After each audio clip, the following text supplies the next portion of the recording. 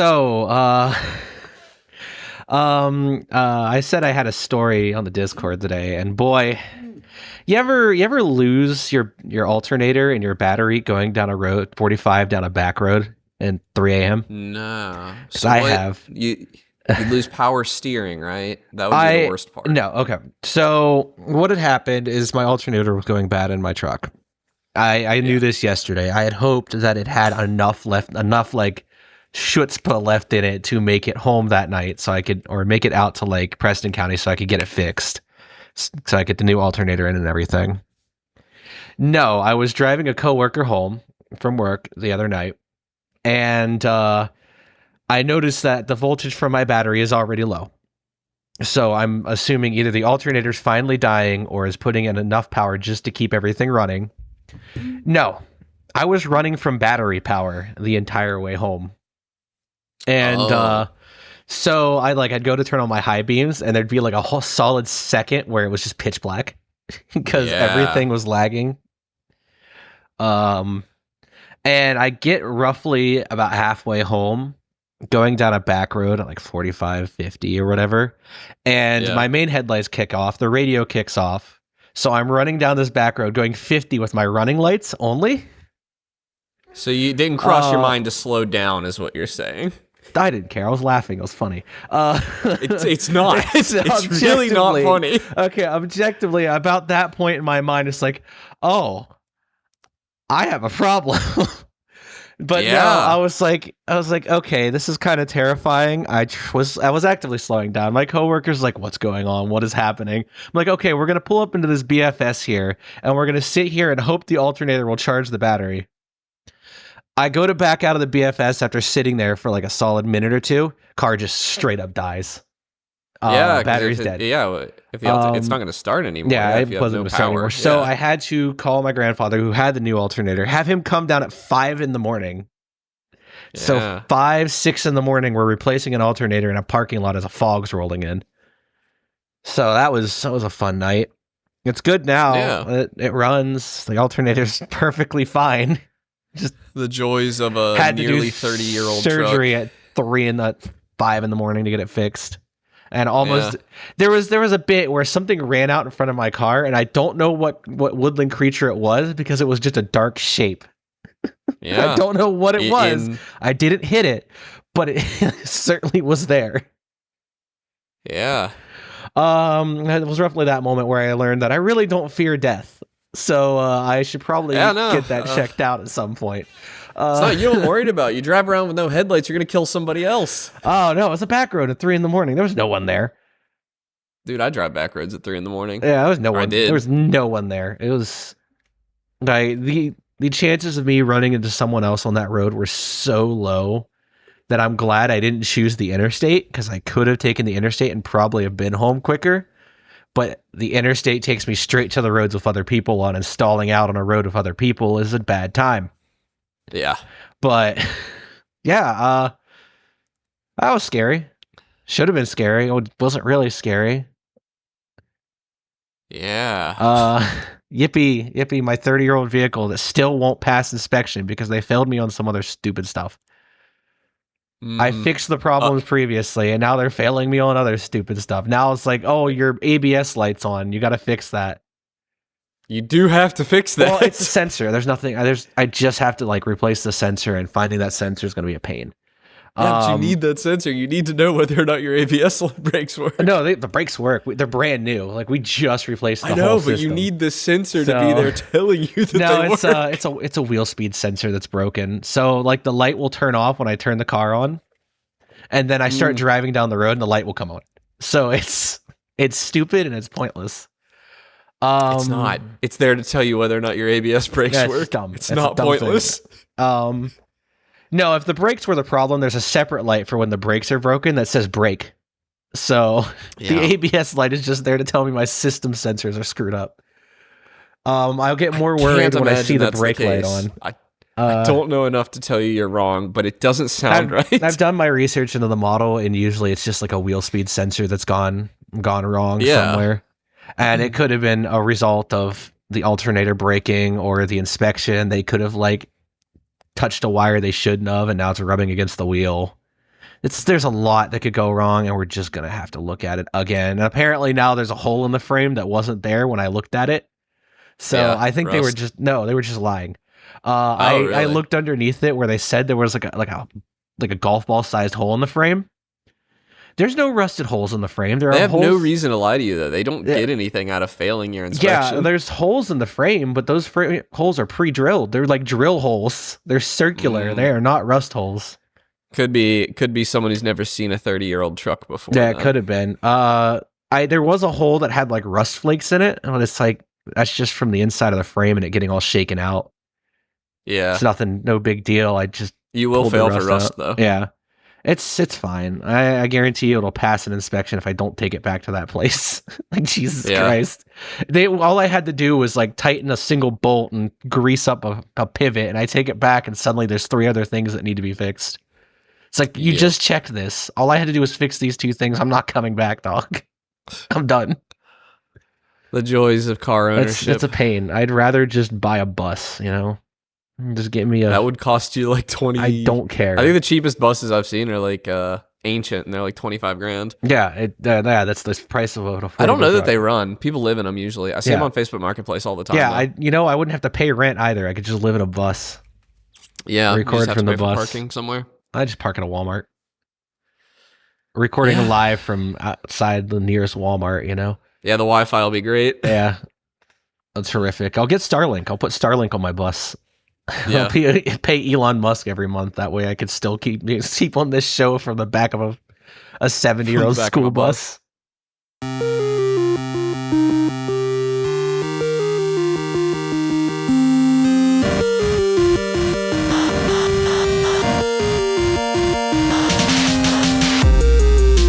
Hey, and welcome to Game Talk. I'm your host, Connor, and today I'm joined by Mike. Hello. No Ahmed this week. He is on vacation. We know where he is this time. He's in Hilton Head. It's a great place. He said where he was My family this goes time. there a lot. Yeah. So I figured we'd do... I'm also not feeling great today. Our audio listeners are lucky. They probably won't notice, but the video watchers will get to watch me hacking up a lung with my mic muted every once in a while. I think I was sick last week, but I was sick last week. There's something nasty going around right now. Yeah, I don't know. I'm at the tail end of it. Anyway, I thought we would talk about the weird, non-traditional ways that people play games today. The thing that kind of made me want to talk about this was watching Small Ant stream, and he was doing Donkey Kong Bonanza Bingo. Have you ever seen any of the Bingo? Yeah, I've seen streams? bingo runs.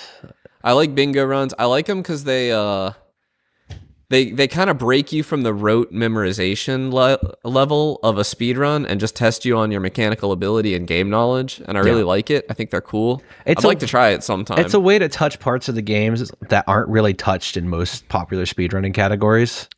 Right. Because a lot of it is like, a lot of bingo properties are like, hey, do this certain thing at this certain time. Yeah.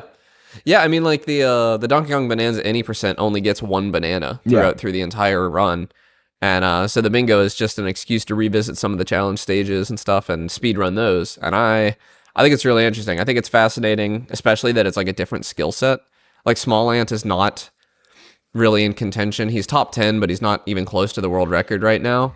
But I think he's undefeated in bingo, including against the current world record holder. Yeah, because it's just kind of a different thing. It's knowledge. It's knowing like, hey, you have to get 3 bananas in a certain area. And you're like, oh, I could do these 3 really quickly. It's a lot more route knowledge and less just memorizing a route. It's routing. It's on-the-fly routing. I thought that was interesting, and I thought, we could talk about that, Nuzlocks, randomizers, speedrunning in general, and just some of the weirder ways we've played games. Do you have any that you've done some speedruns, but have you done any of like Nuzlocks? I have not done a Nuzlocke. I've done randomizers and I've done speedruns. Oh yeah, what game did you do a randomizer? You talked about it. I talked about Ocarina of Time. Yeah, randomized it. I love a good Zelda randomizer to watch on a stream. I've never actually played one. I also did a Twilight Princess randomizer, and that one was really painful. Yeah, because the game's a lot less open. Yeah, the way Twilight Princess is kind of like structured, I still had to complete a good bit of dungeons. I could have probably tweaked the randomizer settings so I didn't have to like really mess with it. And I think now if I go back and learn some of the speedrunning tricks, it'll be a lot easier. But yeah, I think My favorite randomizer for Zelda is probably Wind Waker. Again, never having played it, but watching them, that game really opens up really quick. Same with Ocarina of So Time. The game really it yeah, goes from this linear game to, oh, I have this item at this time, I should go here. Especially, I've been watching a lot of no logic randos, yeah, which are even more insane because at that point it becomes a puzzle game.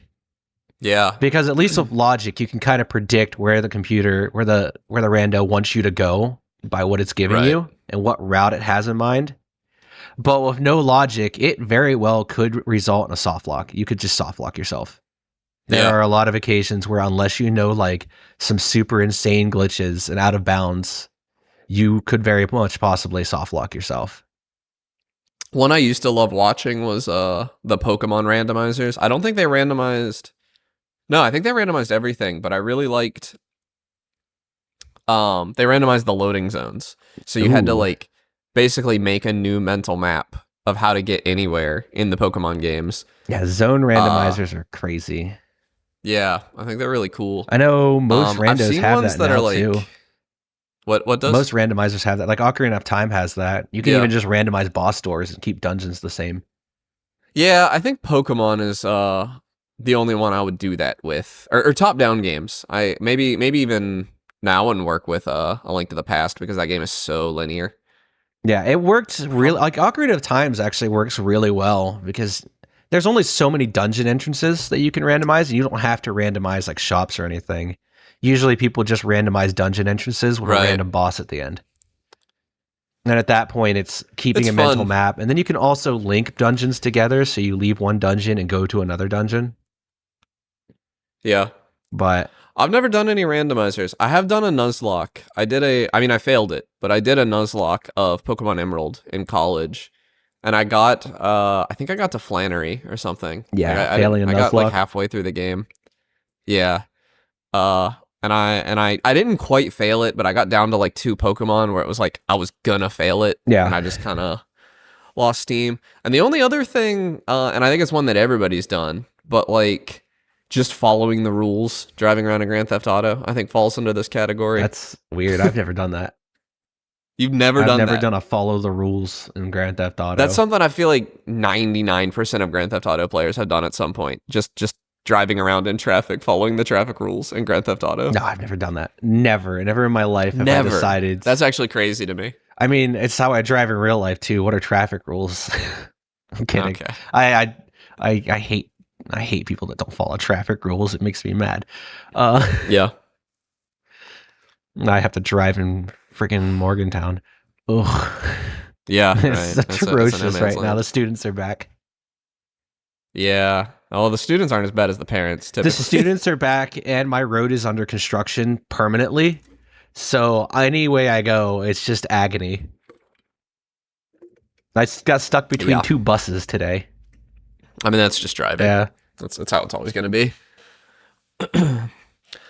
So, so what all games have you seen bingos of? Because I've only seen like Tears of the Kingdom, Breath of the Wild, Mario Odyssey, and Donkey Kong. I've seen Odyssey. I've seen Ocarina of Time bingos. I used to watch a lot of Donkey Kong 64 randomizer bingos.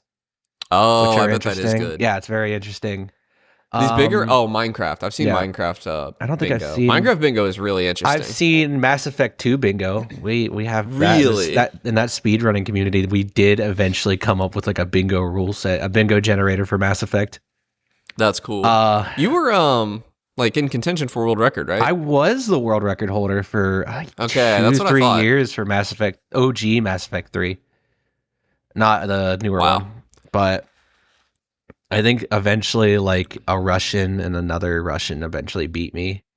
Eventually, we're Tragic. insane enough to grind that run out, and now, now I think I'm like an hour ahead or behind on the world record or something like that. Because really none of the like, tactics that exist now existed when I did it. I really like these weird ways of playing games, though, and I think it's curious how few of them have been integrated in any official capacity.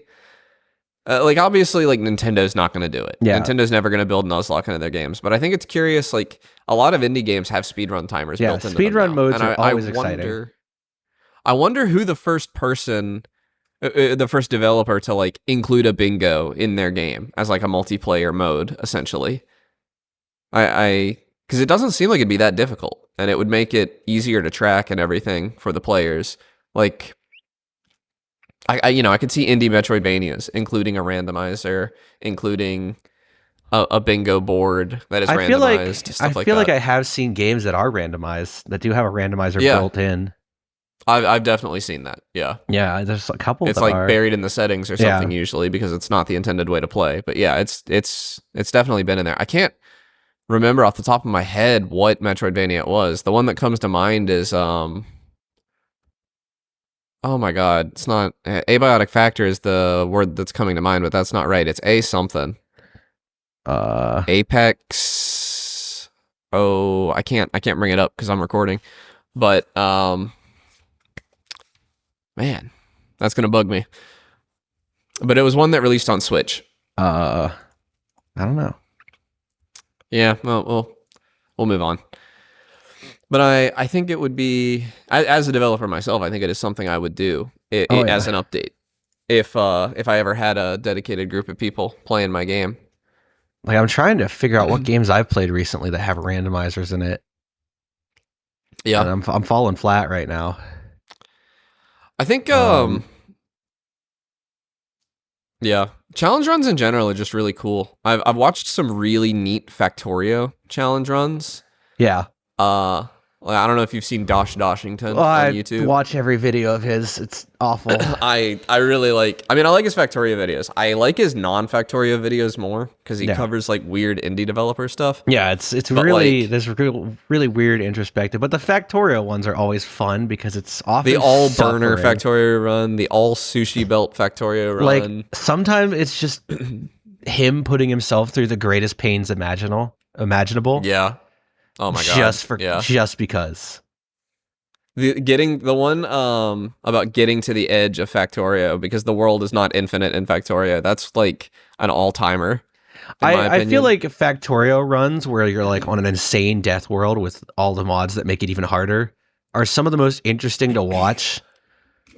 Yeah, because at that point it becomes a game of perfection. Like, if you are not perfectly optimizing everything at every available time, you are going to lose. Yep. And it's kind of terrifying watching those. It's very cool. And those Factorio is an interesting case because of its inbuilt mod support, which really enables a lot of these challenge runs. Yeah. It'll be interesting to see a lot more challenge runs come out in the future for other games as well. Yeah, I mean, I think one of the most famous ones we haven't mentioned yet is the minimum A presses for Super Mario 64. That one's legendary. Yeah, because of the pan and coac video. You can't have half an A press. The parallel dimensions pan and coac video. Yeah, you know. Yeah. Well, the Super Mario 64 is always an interesting case for this for me because I actually did the 16-star run, and it like. I know that the developers did not have the 16-star run in mind making that game, but when you're playing it, it kind of feels like they did. It has this cadence to it that is like perfect. Like it spaces out the difficult tricks. I don't know, it just feels like a designed game. Doggone Bonanza is kind of similar, but I think Bonanza they actually did design with a speedrun in mind because there are some jumps that you can just barely make, and it feels like they for sure knew. Yeah. Like they were plotting it so that you could do it. And I think that's interesting. I like games that are designed so that you can play them weird. Like sequence breaks in Metroid, for instance. I don't know.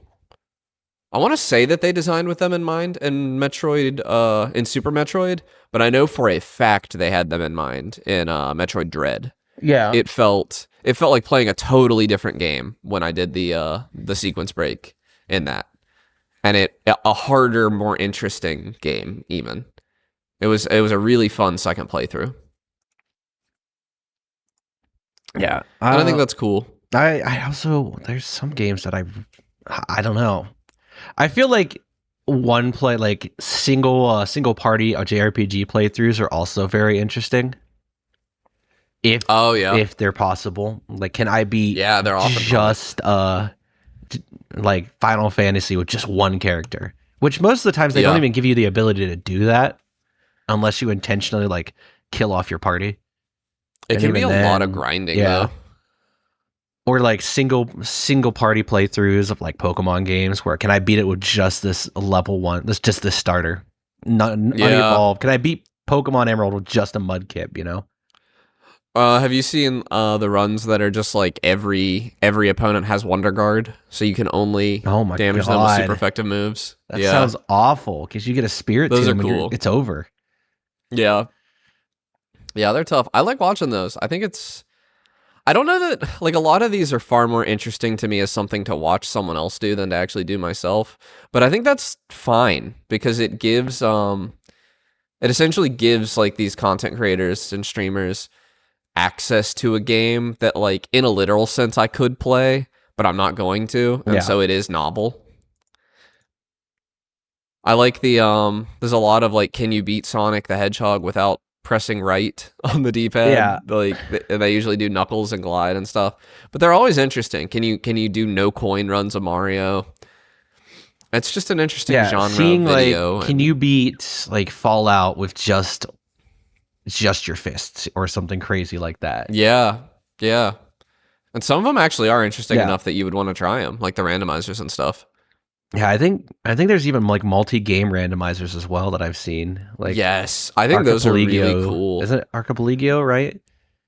But there's like a time constraint to those, Yeah. right? Like it already takes a long time to beat a randomizer. I'm not gonna beat 2 or 3 See, with the randomizers. one that I'm thinking of, Archipelago, you can have like multiple people participating in the same rando playing different games. Yeah. Oh, that's So cool. so say you're Yeah, playing through like Super Mario World yeah. and your friend's playing through Dark Souls Oh my god. and they're both linked. Can Through it actually do those two? yes, I do believe. I Wow, believe both that'd of be them a are really capable. really fun extra life game. Like I think one of the links ones is Link to the Past, and you can link it with like Super Super Metroid. Metroid. I know that's Yep. one that already exists between the two. I mean, some of them even do loading zones where like you go through a loading Yeah. zone and you're not That's playing Super Metroid anymore. You're playing A Link to the yeah, Past. that's the Link to the I Past love Super those. Metroid one, and that's very cool because they're on the same engine. So it's just a super. Are they really? Yeah, they are. I believe same game engine. I mean, So that's engine's why it such a was. strong word. I think they used the same like at the Yeah, time back underlying end, logic. yeah, underlying logic. So it was really just a simple pass Because between the two. having done some retro development, engine is such a strong word when you Yeah. talk about those old games Is because there? they really are just doing very little as they can on the Yeah. back end. And I really didn't need to do much, but they were. I think their item sprite, what they used to load item sprites and everything, was identical. Hmm. So it was That just makes an sense. I easy mean, why write it twice? crossover. Yeah. Back then you're having to write assembly like, code. You want to write I it as few think times as possible. I think Archipelago also links to like Factorio as well. So one person could be playing through Factorio while I'm playing Dude, through like Ocarina of Time and giving you that would researches. be so. If I could It's so research the Master crazy. Sword Yeah, for my friend that's playing, crazy. that'd be so fun, Quick, dude. I can't progress until you give me my Master Sword. Oh my god! And you open a chest that unlocks construction bots That's for me. crazy. I'd be pogging out of my That's mind. so crazy. That'd be so fun. Hold on, let me pull up the site because it has a lot. Yeah, that's sick. I didn't know about that. Yeah. That's actually something I might want to check out. Supported games for Archipelago. Let's see. I bet you it supports Factorio though, and that would be it supports Doom as well. Doom 1993 and Doom 2. It does support Factorio. Dude, Doom and Factorio would be really funny too. It supports Factorio, Hat in Time, 2 Kingdom Hearts games, A Link to the Great. Past. It So it does just hooks support into an Ocarina of emulator, Time. I guess, for Yeah, those. it just hooks into an emulator, I believe. That's Pokemon cool. Emerald, so that's crazy. Risk of Rain 2, like Sonic Adventure 2 Battle. See, Like- this is weird because the pace of some of these games are like totally off. Like Yeah. Factorio is an 8-hour game. If It you're supports like games like StarCraft 2 and Stardew Valley and Subnautica. And Yeah. a bunch of Super Mario games. Terraria, like that's crazy. Undertale? Dude, the Stardew Valley Factorio combo would go so crazy. It supports Wind Waker, Undertale, Tunic, yeah. Sudoku. It supports Sudoku, yeah. That's sick. It can give you hints really through cool. Sudoku. That's crazy. Paint? It supports Like Paint. Microsoft Paint? Yeah, like Microsoft Paint. It supports I don't know what that Microsoft could Paint. possibly mean. That is actually Noida? Noida makes sense. Noida You would can do be so much in insane. Noida. A bunch You've of played Noida, right? I've played a little bit of Noida, yeah. Okay. Heretic, Hollow Knight, Dark Souls 3, Civ 6. The Dark Soul Civs combo would go The crazy Civ too. Factorio combo. Yeah. Oh my god, so true. Like it is Unlock the Industrial Revolution. it is nutty. Yeah. Because it has like a server that I think is linked to. Yeah. So it is kind of crazy. But Yeah, it's just a cool way to play. Yeah.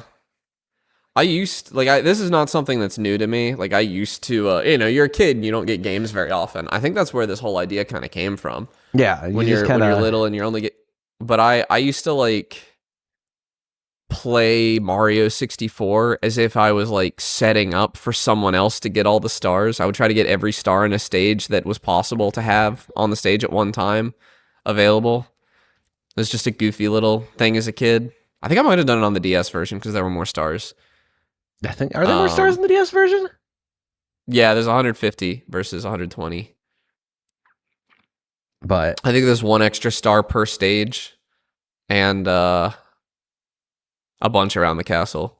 Plus, like, there's like the Luigi and Wario stages and stuff like that. yeah, plus you get Yoshi at the end. You get Yoshi at the beginning in DS. He's who you start as. Yeah, and he sucks, kind of. Oh.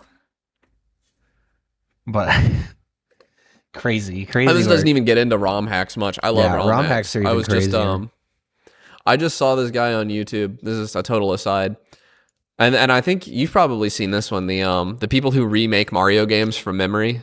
That's crazy.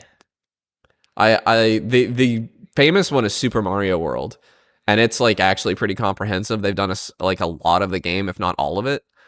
And it's really funny watching people play it because it's like just a little bit off. Like you're watching it or playing it, and you're like, that's not quite right. But the one I just saw was a guy who's doing he's solo and he's doing Super Mario 64 from memory, including the music and everything. And it's like crazy how close it is to the original. That's actually insane. I mean, he could be faking it, but it's good content either way. And I think it's really cool. It's something I wish I could do. And I might like try to learn some 3D modeling so I can do it. Because that's the only skill I'm games missing, from really. scratch is insane, especially just from memory, because you almost get like this liminal kind of deal as well. Yeah. Where like it's almost Super Mario, but it's not. Yeah, exactly. But everything, like the scale of everything is like 10% off or something. Yeah, it's like, oh, this is Super Mario World, but something's not right. The music is just not quite in the right key. Or yeah. But no, it's really funny in the music in the Super Mario World one because you're listening to the music and it's like almost exactly right, like close enough. And then you get to like, oh, they don't remember this part of the song, and so they just made something new up entirely. Yeah, it's really good. I highly recommend everybody check that out. Yeah, seeing like even like taking a Pokemon game and just like throwing as many types as you can in there and trying to like diversify the game. Did that, right? He's releasing a second one too, and he also had the Mario ROM hack, right? Yeah, I saw Super Mario ROM, and then there's Too Many Types 1 and 2 that's coming out. Yeah, like that's crazy. That's nuts. How he got a team together that could just sit there and brainstorm new Pokemon types. Yeah, and their interactions. You think it's hard to learn the interactions. It's not easy to sit down and come up with them. Yeah. I mean, I guess you can just make it up, but... Yeah, the sources, I made it up. It's not real. Yeah. Just... But I doubt they did that. I bet they put thought into it. Yeah, like, a lot of thought was put into, like, putting what types with what. Like, you now have gamer type. Yeah. or the sus type that just doesn't make sense. Like nothing Yeah. makes sense here. Too many types. It's cool though, because these challenge runs, like we've been talking about mods and ROM hacks and stuff for a minute, but Yeah. it's cool that it's almost like a free DLC you make up yourself. Yeah. Like a new game mode that you can add. You kind of it's like when you're playing like an RTS and you just decide to like create scenarios in your head right without even putting bots in matches, which when I was a bored kid I'd do. Absolutely. Like, yeah. It's even like staging machinimas. Machinimas is yet another way to play a game wrong. Yeah. Like my God. When Bungie released Halo 1, they didn't expect people to make a show in it, you know? Yeah, shout out Red versus Blue. They didn't expect that, but it caught them by a pleasant surprise, and they made it a little easier in later games to film in. Had like 4 incredible seasons, followed by 5 pretty good seasons, and then they still kept making it for a while after that. Yeah, it's insane how long it lasted, because it was the duration of Rooster Teeth as a company, too. Yeah, it went on a long time. Way longer than it needed to. It had some massive highlights. Yeah, massive highs, massive lows. Yeah. And it all started because a couple of friends realized that they could just record a show in Blood Gulch, you know? Yep. And the amount of work it required to record the show was insane. Really? Yeah, like there was like a bug they had to induce to have the weapon down. Oh, really? I believe it was through like weapon swapping, like they could kind of glitch it so it looked like your weapon was down, but I don't remember exactly how they did it.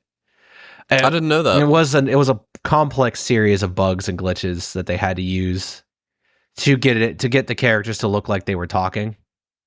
Yeah, it's like a lot of work goes behind the scenes to film that, especially since the early seasons were all in engine with no computer generation. Right. Like later seasons when they put CGI in, like they could do more interesting stuff, but early on they were limited by what they could do with an Xbox controller. And you lost a lot of the charm once they were doing CG, because once it was CG, it was just another animated show, right? It wasn't special anymore. Yeah, anyone kind of putting on a machinima was always very interesting because it kind of took the idea of playing a game and completely threw that out the window. Now you're making a piece of film. Yeah.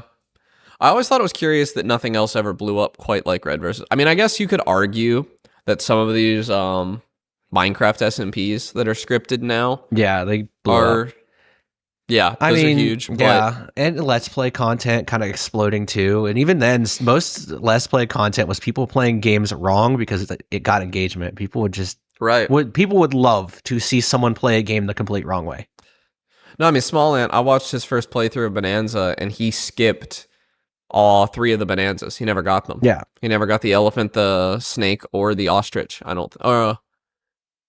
He did get the elephant. He never got the ostrich, the snake, or the zebra. Yeah, skipping bits of the game is always insane for me to see. And I've kind of been avoiding media for a while because, well, everything. I haven't really watched new like gaming videos in a while, but slowly getting back into it. And like I'm seeing people play through like even like the sports games, people will find ways to make them entertaining. Yeah. Like people are starting to come up with Monster Hunter runs for Wilds. There's a challenge right now I saw somebody do called Hunt What You See, and you have to walk from Raydal's nest all the way to Zoshia's lair. And you have, if you see a monster, like if it appears on your screen, you have to kill it. And that's actually and you're not allowed to ever restock items. You're only allowed to gather. That's insane, actually. Yeah. I mean, you could get really good RNG and it would be really easy. But if you get unlucky and run into like one of these new 9-star monsters, you're done. I haven't even fought. I fought. They're fun. I fought Arch-Tempered Uthduna once with Charge Blade and decided I'm never doing that again. Oh, really? Yeah, it triple carded me. Well, I'll get into that in games we've been playing. But yeah. I triple carded and decided, I'm just going to level a great sword for this. It'll be easier. Yup. That Charge Blade was impossible. Yeah. Just no openings, nothing. But we'll get into that Yeah, later. it was tough. It's a tough I did fight. it, but it was tough. It's Yeah. a very tough fight, and I was not Well, prepared I for didn't it. solo it. I did it with a team. Yeah, I but tried to do it solo, and just there was nothing I could do. yeah, I got worked solo. Yeah. I triple carded. I guess I guess it is about. We were about what 40 minutes into recording now. 35. 35. I guess we could transition into games we've been playing because I think. Okay, well then, let's talk Monster Hunter Wilds. Yeah, let's talk Monster Hunter. The new 9-star monsters. Mixed feelings, I guess. Overall, I haven't positive. Touched them yet. It's the same 9 monsters. It's your Arkveld, Gormagala, the 4 Apexes, Steve, and the Mizutsune, Seregios, and Lagiacrus. And that is a little disappointing to me. I want give me a 9-star Chatta. Give me something stupid. Yeah, that'll wash or at least me, a Rathalos. You have your Rathalos, your Gravios, your Jiwoo. You have monsters that are nearly they wouldn't need new moves or anything. You could just change some values. Give me a Dishogama, or even a Najarkon. Yeah, there's a lot of monsters that deserve to be in the end game, in my opinion, and aren't. Yeah, but the Dishogama fight's a lot of fun. It's a very fun monster, but you don't fight it after a certain point. Right, yeah, you never fight it. Yeah, I very rarely fight a Dishogama. It's only if it's the second monster in an advanced hunt or whatever. Give me I have not had a reason to fight a Blongo. Yeah, no, I realized I had only fought one of them in high rank because I wanted to make some armor that required him, and I didn't have any of the parts, and I was like, what? How do I have no Blanganga parts? And I kind of forgot he was even in the game. It's you're not even directed to fight him as part of high rank, which is weird. He's the one monster that they introduce in high rank that you don't have to fight. But we're kind of at a weird spot right now. I don't think you ever have to fight Gravios either, do you? No, you don't have to fight Gravios either. Or Rathian. Rathian. Rathian? Well, Rathian's in low rank, but you never. In low rank. I don't think there's ever a Rathian quest. Yeah, I think I was at that point. I was playing with my ex. So yeah, that's I think we fought a Gravios there at some point, but the problem is they added these 9-star monsters, and I thought the 8-star monsters were already pretty hard. Yeah, 8 stars were kind of hard. The 8-star tempereds, the 9-stars are only a little harder, but I do like them more. They got me to redo my entire build. I switched back to a hunting horn build, and I'm like, you kind of have to have it is vastly to your advantage to have a support build on your team because randoms will cart against the 9-stars. It's guaranteed. I think because they're very tricky. So when I did the 8-star, I did an 8-star tempered Uthaduna in preparation for Arc tempered Uthaduna, right? And I'm like, okay, Arc tempered's going to be very easy. And in my personal experience, I have never seen such a fat creature move that fast. Yeah. Playing Charge Blade into Arch tempered Uthaduna is an exercise in futility if you're solo. There is nothing I could do. If I wasn't really blocking, hard. I did not have a damage window. Yeah, that was how it felt to me too. That was why I did it. Yeah, that's why I'm going to swap the Greatsword for it, because at least Greatsword I can get at least kind of a free damage with offsets, and his offsets are kind of big, so it wouldn't be a problem. But him throwing that weight around like it was nothing is the most insane thing, because I was not prepared for how aggressive that stupid fat toad would be. I think you missed the free challenge though. I did. The timer. I managed to get the A rank in it. With the team, I got it on my first try. Yeah, it wasn't that bad. I gotta fight solo. I don't think I was ever. I gotta fight a laggy to probably get my Greatsword up and then work on that build and do all that stuff. And now with the 9 stars, there's fun. Talismans and everything. I will say there's something weird. The 9-star, it's all Seregios for some reason. When I go online, it feels like all I can find are 9-star Seregios fights. When I'm playing with other people. Yeah, I think it's because Seregios is only one of 3 or 4 that drop 2 relics. Yeah.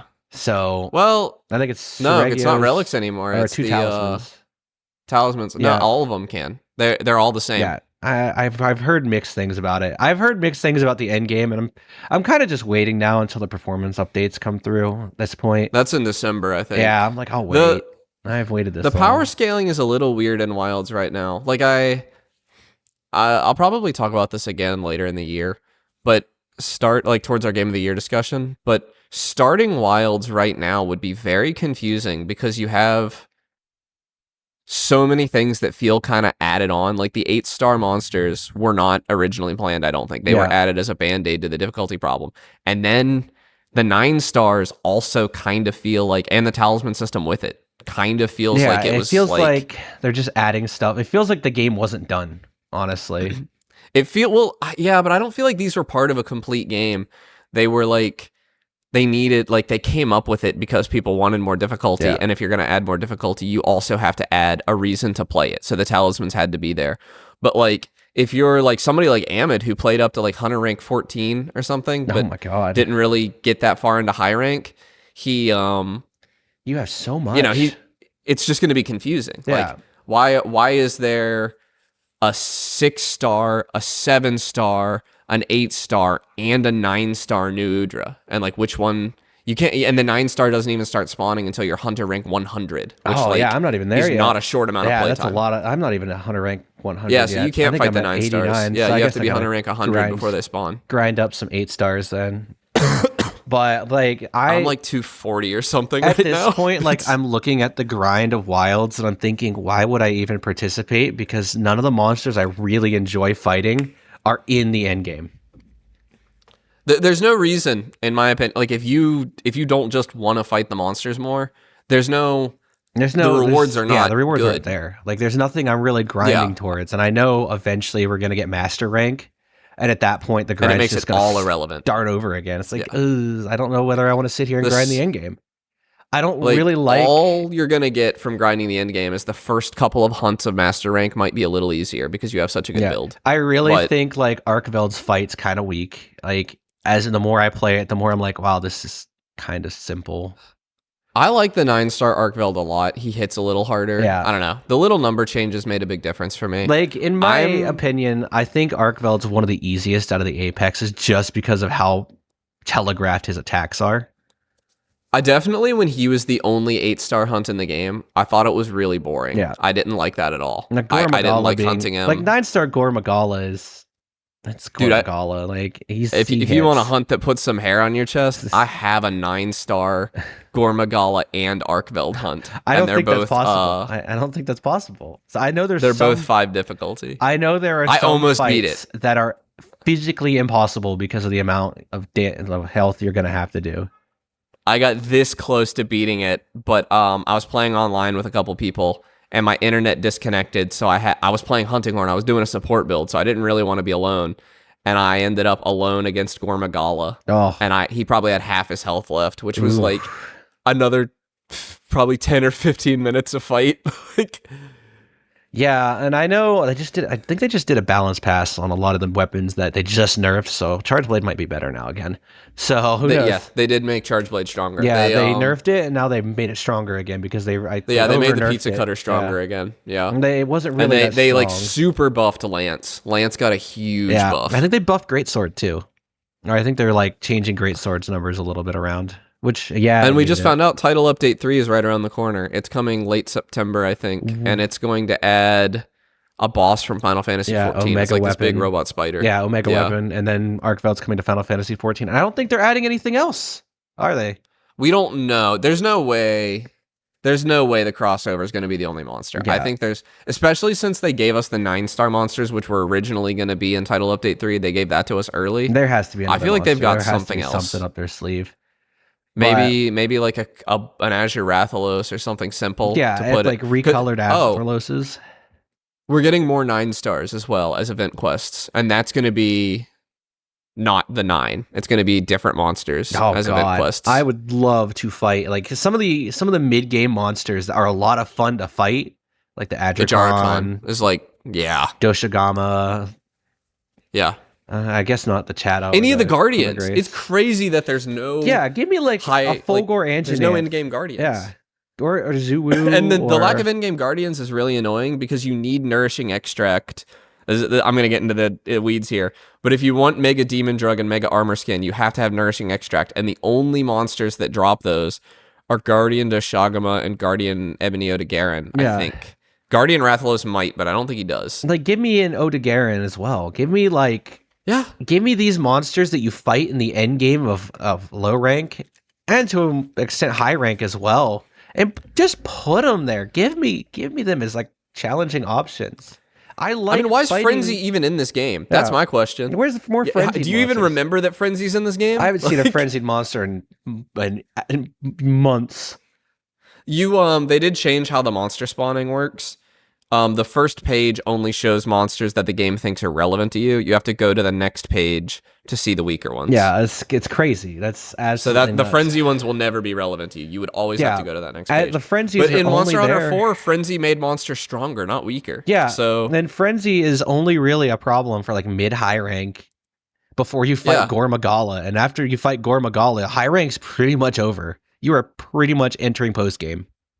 Yeah. You're ready to start fighting the Archtemperate at that point. At that point, you fight Archveld one more time, and then now you're in the post game. Congratulations! And don't get me wrong, the grind is now. I'm actually really enjoying the 9-star grind. Like it's exactly what I wanted, which is just a good variety of these 9 monsters. That's a decent variety. I'm not fighting the same thing over and over again. I'm getting a reward. I'm getting those talismans or whatever. There is I have an ideal talisman in mind for my build that I would like to have. But they're not quite ideal talismans that I'll also take, that I'm changing my build every once in a while. And it's fun to just hop on Discord with my buddies and just kind of turn my brain off and grind Monster Hunter for a while. That is what I want from a Monster Hunter endgame, personally. I want to really like Wilds. I think it's being held back by its performance problems, and it's 100%. It's content drought that we've had for a while. I don't think that's fair. They're kind of I don't think it's fair to call it now. It's not a drought. It's just like a content. We've got the game's only been out since February, so in 6 months we've gotten 3 new monsters, and 2 Archtempers. 2 Archtempers. That's a lot of monsters. Yeah, but it still feels. Plus Zoshia. I forgot about Zoshia. Plus the end game still kind of feels empty. I don't agree. I don't think the end game feels empty. Did they it feels empty if you compare it to Sunbreak. Why'd they not give us, or maybe even Iceborne? Why'd they not give us a 9-star Zoshia? That's weird. That is weird, right? Where's tempered Zoshia? Should be the strongest monster. But there's no tempered Zoshia, which makes sense because you kill it. Basically, canonically, you're killing it the second it hatches every time. Give me harder Zoshias. Give me something. A harder Zoshia would be really nice. And I think that's coming. I think there's going to be a frenzied Zoshia. There's going to be story stuff. I still think they have story stuff to release for high rank before master rank. Zoshia is still one of the harder fights in the game, too. Even if you... I think we're going to get Shigeru Magala. Yeah, eventually. Shigeru Magala is definitely coming. I don't know. I feel like they have elder fatigue right now, so we might not get any elders other than Shigeru Magala. That might not be until master rank. Yeah. But I don't think it's fair to say... Because you haven't fought the 9 stars yet. I think you need to engage with the 9-star system before you could say that the end game feels dry. Because I do think 9 difficult monsters... That's a lot better than you get with most end games. I still haven't fought a tempered Mizu yet, so... I've been saving that The world end game was literally just the Elder Dragons over and over again. The tempered. And that was not super fun. It usually gets a lot better in Master Rank. I think this is one of the better base game end games that we've ever had. And I do think gameplay wise, Wilds clears. Yeah, it's the best Monster very Hunter well played gameplay game. wise. Yeah. It just needs its performance fixed. And it needs I don't know. I mean, it's going to get a good master rank eventually. Yeah. I wouldn't even say it needs that. I think it's in a good place. I played it for 140 hours. I couldn't sit here and say that it's a bad game. Yeah, it's definitely not my game of the year, honestly. Now, no, not with Clair Obscur right there. Speaking of Clair Obscur, I finally finished Act 1. It got me again. Yeah. Got me again. I teared up again. I'm like, wow. I actually made the decision last night to turn the difficulty down and just not suffer through the game. I just want to enjoy the game. I don't blame you. I turned it down to story, and now it's it might be a little too easy, but honestly, I don't care. I just want to enjoy the game. And if I wanted to play it on normal, I would have kept it on normal. But oh my god, that that hurt. Yeah, that did not the end feel of Act great. 1. That did not even putting you in a boss battle in quotes. When it happens, think, oh, this must be the most upsetting thing this game has in store for me, and you're wrong. Yeah, it gets worse. Oh, it gets worse. Like I'm like, I oh, love that game. no, spoiler characters in trouble. Oh no. And then it puts me in Yeah. a boss battle where the other guy just does nothing but stand there. And it's Yep. worse. Yep. You're just impotent to And then stop they him. die. Yep. It's just like It's so it keeps sad. punching you in the gut.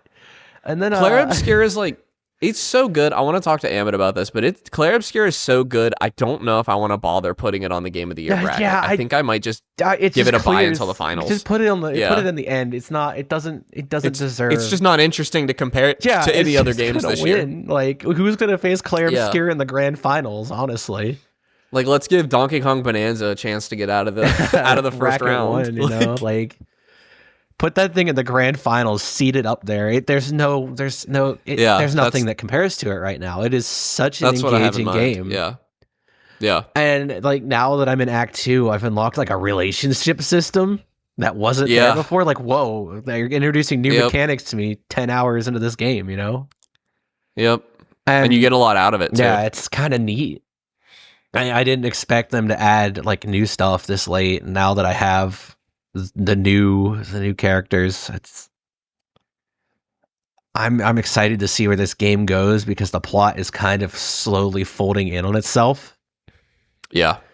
And now that everyone's kind of wants to die again, I'm like, wow, I'm in again. Everyone wants to die again. This is exciting. Yep. It is so depressing, though. I have not played a game that has gotten me to cry not just once, but twice. And it's barely begun. And it's barely you have two more begun. acts I got two more acts. Like, I was talking to a coworker how eventually I want to get the words, the arc words of the game tattooed on me somewhere. Yeah. And my coworker's like, maybe you should wait on that. Now, after I've completed Act 1, I'm like, no. They're going to get tattooed on me somewhere. I think We Continue is a great tattoo. I was going to get the words for those that come before and for those that come after tattooed on me somewhere. But did they say for those who came before? Yeah, it's said. Okay. I know they say for those who come after. Yeah, for those who come after, and I think like for those that come before is like the first part of that three phrase sentence. But because I know Gustav says it when he uses overcharge. Yeah. He says for those who came before. But no. That makes sense. Yeah. Like revenge. Like revenge for those that came before and setting the path for those that come after. Like whatever. Yeah. But Jesus Christ. I wish this game would stop hurting me. Yeah, it will not. It will not. It will continue to hurt me and hurt me more, but I can't stop. At this point, I am hooked. Yeah, I still don't. I fell off the end game. I was like making really good progress in the end game, and then I went on vacation and like a bunch of stuff happened in my life, and I fell off. I don't know if I can go back to it. I've lost the muscle memory and everything for the parries. That's honestly, that's why I turned it down a difficulty because I'm like, I don't. You're busy. Yeah, I'm busy, and I don't really have the time to memorize every enemy's parry and dodge windows. Right. And it just kind of got irritating wiping over and over to like simple fights because I was screwing up parries, and also my frame rate's not consistent. There's a lot that's going on that's making. I do think this game has like immaculate combat. I think it's a really good. Fun combat system, but honestly, but at the same time, like if you're really struggling with it, like. You have to experience the story. It is worth turning the difficulty down. I want the story. I love the combat. Like, don't get me wrong. Apparently, the story mode, like the easy mode in the game, was for Jennifer English, the voice actor for Mael. I figured it was. She asked for it. She wanted to be able to play the game. Yeah, like there's nothing wrong with having an easy mode. And there's nothing wrong with turning it to easy mode. But it does. No, it has made combat like 20 times easier. It's not even like slightly easier. No, my parry windows are the size of Texas now. It's insane. Yeah. But it's making the combat encounters quicker, and I'm finding myself actually wanting to engage in the combat instead of just running past enemies. Because if you're running past enemies, that's probably why you were really struggling. It was because at that point, I'd try to fight every enemy, but at that point it was like a resource hog to fight every single enemy. So I started avoiding every drop of XP you can get. Yeah, like I'd find myself gimping myself just because like I didn't want to engage in combat because it meant either a painful experience or maybe a resource sink. Yeah. Which it sucks, but now Yeah. I'm actually proceeding through a story at a rate that I'm more comfortable with and not just sitting there wiping to combat. Yep. What a game. What a fantastic You played game. anything else? I played a little bit more of the Battlefield beta, but that's Oh be my all God, it was end all. good, It's so though. good, but Dude, I found out I actually I misspoke when I was talking about, or was just wrong, I guess, not misspoke, about Antonio, my buddy's ranking. He was top 50 oh my in the god, world in Battlefield 5 for playing KD. playing more of the beta though, I will say I hope they nerf those shotguns because getting one shot in the Yes. foot by a shotgun is just not okay. Okay. He was saying the same That's thing. not right. Like I slid into a guy and he shot me in the leg and one shot me. Like that, there's no counterplay there unless I had a shotgun was faster. So much of the game is right though. Yeah, Like, so much is right, but the shotgun I think it's is just the Medevac problem. Mile. I love defending Medevac Mile on Breakthrough. Doing that game mode, picking recon and just popping heads for 30 minutes. I really it feels good. don't like the new map that they introduced. I think Empire State is kind of really. It's too compact, and it's also there's not a lot of verticality. I think they need a little more verticality in some of their maps. I think it's fine. It wasn't my favorite. I was never like excited to play it, but I wasn't unhappy either. Yeah, it's like super infantry. Like I think this beta really hammed on the infantry maps and didn't really like. Definitely. There wasn't really a quintessential battlefield map in the beta. Right. Maybe a Liberation. We have Peak, big maps but, coming. Yeah. I mean, Firestorm's going to be in it. Firestorm's coming. I think we're getting like Mirak Valley at some point. Like we're gonna get bigger maps. I can guarantee you we're gonna have battlefield maps. But right now we got the sampling of like the more heavily infantry focused maps. And like I love Cairo. Cairo's a lot of fun. Dude, But, I'm gonna port Bob on Battlefield in the Godot editor for Battlefield 6. Like I think of the beta maps, I really like Liberation Peak's fine. That's an okay map. I really have mixed feelings about it. Cairo's a lot of fun. Cairo's fun. I feel like there's another time, map that I didn't end up playing. Was there another map? I couldn't remember. I can't remember. Was there the like name. Gibraltar? I feel like there is. Yeah. I never played that one. I maybe. don't think I ended up playing that one. I did, but it was not super memorable. Yeah, it might have only been for like smaller modes though, because I only touched Conquest and Breakthrough. Oh, really? Yeah. I did Rush. I heard Rush was not good. I liked it. I heard it was kind of like, I mean, map for 24 people was kind of insane. I wish they would have bumped it to 32. I think it was fine. Yeah. It felt right. To Rush me. Rush is not a mode that's designed for 64 though. I can tell you that much. It's never going to be a 100%. Like even in older Battlefields, they would limit Rush to 32 players on private servers because it was just right. I like that. I like that we're no longer having a technical discussion about player count. Yeah. Like they proved they could do 128 player lobbies, and it was dumb. Yeah, it just didn't feel right. Like 64 is a kind of good medium between it because it just feels right. Yeah. Like on the small maps, it felt like the combat was nonstop, and on Liberation Peak, which is like a medium-sized map, it still felt like there was a lot of combat. Because 2042's biggest issue was sure there were 128 players in a game, but sometimes it felt like I was playing like a milsim game and running across an open field for 5 minutes and not seeing a single soul, despite there being 127 other people in this game. Yeah, and that sucks. That sucks. That's like they had to make their map super big to support that many players, and it kind of diluted the experience. It hurts the game. It hurts a lot. Now I would love to see them try 128 players on some of these small maps because that would be absolute chaos. But no, I enjoyed it. I enjoyed playing as an engineer. I enjoyed racking up kills, like sizable kill streaks by sliding around corners, getting jump kills. Like, man, the gunplay feels good. It feels so good. Jumping over somebody and gunning them down midair feels really good, even if it feels a little arcadey. I mean, I'm usually not a sniper guy, but the snipers in this game the snipers feel so good. There was a point where I had like a ridge line in Liberation Peak dialed in, and I saw three people kind of poke their head over, and I just went up the ridge line and domed every single person. I love the fatal sniper headshot That's mechanic, such a good too. mechanic. I think that is... If you get a headshot with a sniper, the person cannot be revived, is and that is so such good. it's such a counterpoint to medics, and it really makes recon because better. without it, like shooting, like getting into long range fights was almost pointless in the attacker defender game modes because they would just get resurrected. Yeah, and they so just like get none of pulled your around the kills corner. counted for anything. Yeah, like in earlier Battlefields, I remember this was a problem in 3 and 4. I'd get like a long shot headshot, but it didn't matter because they just get pulled around the corner and rezzed, and then they were gone. But now, as long as you're popping domes, if I hit that headshot, you're dead. You're gone. You have to wait to respawn, and you're gonna have to walk back. You know, and it feels such a more enjoyable experience for a sniper. I think scope glint's perfect now. Honestly, me too. Like it is in an ideal place. You can tell where a sniper is, and I people that are complaining about snipers have never played a Battlefield game.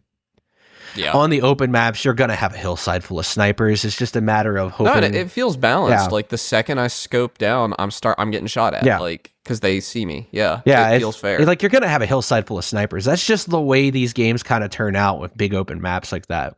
You're gonna have that, and the solution is roll a vehicle. You know, roll a vehicle, or roll have a tank, good snipers on your team, or just, counter snipers. Yeah, or stick an attack chopper on them. They can't do anything about that. There's so many there's so many counterpoints to deal with snipers in Battlefield that they aren't exactly as broken as people want to point them out as being. I mean, frankly, the assault grenade launcher and the engineer RPG were both pretty good counters to snipers, or even just smoke grenades. Yeah, snipers don't have smoke grenades were huge. I thought they were not going to be super useful at first, but they're so good. They're so good for rezzing too, since everyone can res now. Yes. Oh. I like the fact that supports exist and they can res you instantly and it's way quicker. But being able to grab a squad mate and res them real quick is really nice. It encourages you to stay with your squad, which is something Battlefield has needed for so long, to get randoms to actually stick with you. Yeah, and I don't know. I played a lot of closed weapon in the last beta test. Yeah, that's the best way to play. That feels so good. It feels so nice that I'm not like. A lot of people are like really pro open weapon and like, oh, you could give a recon a carbine, but that's a problem. It's cool that it's an option, but it's not how I see myself. It's going to be a problem because you're going to have one man army like classes. Yeah. You're going to have a support that can resupply itself using like a sniper, and all of a sudden that support's not going anywhere. They're not going to team play. Yeah. Now with closed weapons, you have to team play because each role is important. Yeah. Yeah. It's what it is. It's just I wasn't. I mean, this beta's really impressed me because I was not gonna buy this game. Yeah, it took me from a no to a yes, not even a maybe to a yes. It took me from a no. Took me from a yes. I might not buy this to I'm definitely gonna buy this. It's piqued my interest enough that I want it. Yeah. I mean, I'd like to play it later today. It almost. Oh, I wish it was still live. Almost has me downloading 2042, but I don't hate myself enough. I don't hate myself enough. It's like, I'm impressed. I didn't even get vehicle time. I did not sit in a vehicle at all. I'd like though that tanks, you could hang off the back of them now. I think that is a good mechanic. The Jeeps are a little squishy. Me and Antonio used to be able to take a Jeep around and like really be a menace to the other team. And I feel like maybe this is just better balanced because it was maybe a little overpowered in the past, but we could not hold on to a Jeep for I feel very like long. most vehicles have gotten squishier. They've nerfed a lot of the vehicles, which, I mean, honestly, that's fine. Like, you have to rearm them now. You have to drive them back to a base to rearm, and that's... Yeah. It really enhances the experience. You can't have a tank holding a point forever. It needs eventually to leave. But I do like how even like the main battle tanks, you can spawn on because you'll spawn clinging to the back of it. Yep. That is a very, very nice mechanic for squads. Yes. Because if you had two of your squad in a tank, you just lose your tank. You just lose 2 spawn points, you know? Yep. Now you can just spawn on them because you can just spawn on the back of it and hop right off. I like it. Yeah. I like it. I like it a lot. Yeah, I have no real complaints. Other than the shotgun. The shotgun needs nerf. Did you see the shotgun with the slugs? No, I did not see that, but I've heard with slugs up to 30 meters. I think. Oh my god, that's a headshot was a one-shot kill with the slugs. Awful. Yeah, it was crazy. Like I don't mind getting one shot by a shotgun at super close range, but the fact that Yeah, like but 30 meters? the assault Yeah. underslung, I think, is the worst thing they could have given a class because it just removes the entire balancing factor of the shotgun that was originally in Battlefield, because they were powerful in earlier Battlefields. It's just you had to commit to a shotgun. Yeah, You now did it's a not have a sidearm. mid-range Yeah. option. You were a close range. Now you can have both. Yeah. You can have your cake and eat it too, you know? Like you can have a shotgun and an assault rifle and it doesn't matter. Yep. So I feel like that is definitely something they're going to have to tweak and nerf, I agree. because the shotgun should not be that dominant if you have a mid-range option available.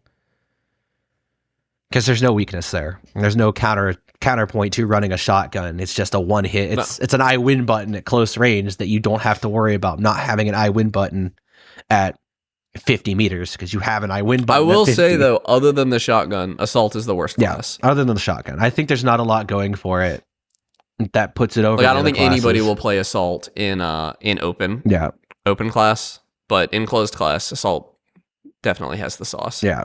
Like open, like the only really thing it has going for it is that underslung. The secondary primary is the only thing it has. Because you lose all the utility of any other class. You don't have the recon potential. You don't have any kind of rearm or resupply or anything to deal with vehicles. You don't have... You are strictly an infantry killing machine in a game where there are a lot of vehicles. Yep. And that kind of holds you back a lot. But I was rotating classes a lot. Yeah. I was balancing support, recon, assault. I didn't play engineer much. I just don't really like engineer that much. I kind of flipped between recon and engineer. I definitely didn't touch assault a lot. I touched engineer a lot more than assault because I really like the SMG. I think assault was probably my favorite weapon. Like if I was playing defender, if they captured one of our 2 points, I would switch to assault and like lock in and get in there and take it back. Like I like also how kills aren't the one thing, are something that you can have like 30, 40 kills and still be at the bottom of the leaderboard. It doesn't matter. Yeah. Like they don't they're not worth that much score. Yeah. Like farming if kills. You want score, you got to be healing people, you got to be reviving people, you got to be spotting people. Like if you want to be top of the leaderboard, you got to play the game. You can't just sit there and farm kills. Yep.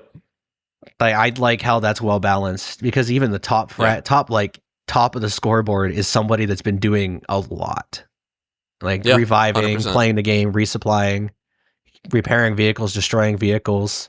Like even a vehicle destroy is worth more than a kill, I believe. No, and it has me doing desperate moves as recon. Like I was whipping out the pistol with recon a lot and like moving on to an objective and holding it until other people could get there and I can move back and start sniping again. Like that pistol actually kind of slapped. I really like that thing. Being able to like outskill somebody with an assault rifle is always a good feeling. Yeah. And the hip fire on the pistol was really accurate, which was nice. Like hip fire was really nice, especially on the SMG. Yeah. Like even if you didn't spec it for hip fire, I severely I think a lot of people severely underestimate the power of just hip firing at close range. Yeah, because they'll aim down sights. That's that's like a millisecond. You aren't shooting. You're gonna lose 100% of the time if you waste that. Especially if you're with an LMG or something, it takes so long to aim down the sights. If you waste the time aiming down sights, you might just lose, especially in a game like Battlefield. Yep, and. It's good. It's going to be a good game. I have really high hopes. I think they're going to fix some of the lingering issues from beta. Yeah, I mean that $70 is going to sting. Yeah, but it's worth it to me. I think I'm not going to pre-order it. I'm going to wait till it comes out, but I'll definitely buy it. No pre-orders. I just don't do it anymore as a rule. Yeah, and there's no reason to pre-order a video game anymore. I mean, I guess pre-order bonuses, but I like on principle don't go for pre-order bonuses. Like they're not going to give us anything for pre-ordering. And all the rewards, and it's not like Steam is not going to sell out. Yeah, like they'll have a copy for you. Yeah, it's going to be so nice though. It's going to be nice to have it on Steam and be able to play it there. Crossplay too. Oh my god, I haven't even mentioned. I don't have any friends playing it on console. I don't think except Amid, and he doesn't play video games with me. I am so excited for the campaign as well because like I'm very interested in this world they've set up. Yeah, like I think people are mad that they've kind of removed the USA versus fictional versus like real country. But honestly, I Yeah. like the idea of there just being a PMC made of like a diverse roster. I don't need it to get political. Yeah. It just makes for a more interesting story because it's like, why are you fighting in Cairo? Well, you're fighting a PMC. Why are you in Gibraltar? PMC. Why am I in New York? PMC. PMC. You don't have to like sit this complex like the Chinese invasion of Taiwan plot like they did in the previous ones. I never Or, like, understood it anyway. Dirty bomb I in just New shoot the York bad plot. guys. Like they could just do, you could just do whatever. Yeah. Very, very easy. Very, very convenient to kind of set whatever stories you want because you don't have to like sit there and pretend that like the country of Russia is going to produce a dirty bomb that they're going to detonate in a Paris subway that you have to stop. Right. Like the Spetsnaz is also trying to stop a terrorist, and now Dude, you're shout at out war with Sin Russia. Crossing, though. Like it's shout out Operation Metro. Man, fantastic game.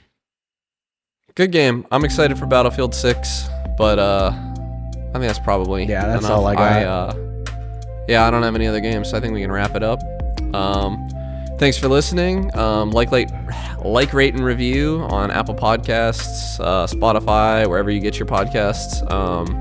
Join us on Discord. The Discord was popping today. It was nice. Hopefully I'll have more car trouble stories in the future. Maybe. Oh, I sincerely hope so. Yeah. See you guys next week. Yeah. See you next week.